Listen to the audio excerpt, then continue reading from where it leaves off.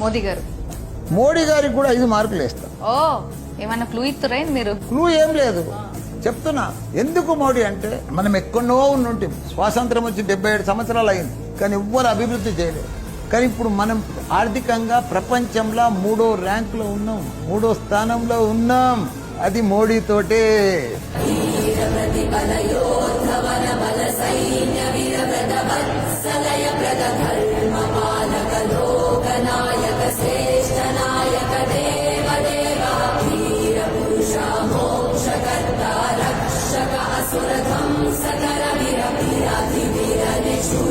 శౌర్యాని రక్షాని శౌర్యాని